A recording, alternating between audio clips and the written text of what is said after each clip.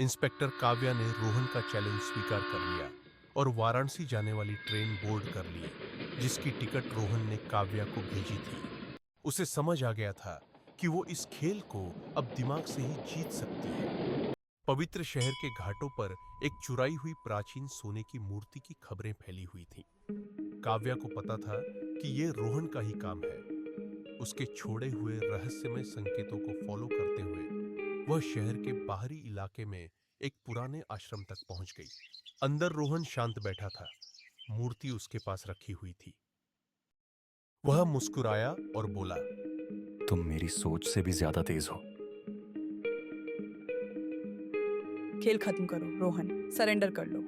काव्या ने थोड़े सख्त लहजे में कहा, लेकिन रोहन पर इसका कोई असर नहीं हुआ। ये कोई खेल नहीं है इंस्पेक्टर।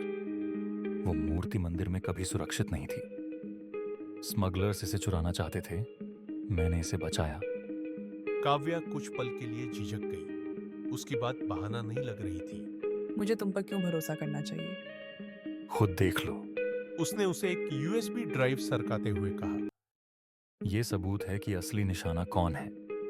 तुम्हारे डिपार्टमेंट में गड़बड़ी है। हर कोई ईमानदारी से बैज नहीं पहनता। काव्या कुछ समझ पाती, इससे पहले ही बाहर सायरन की आवाज गूंज उठी। बैकअप आ चुका था, लेकिन वो काव्या का नहीं था। हथियारों के साथ कुछ लोग आश्रम में घुस गए।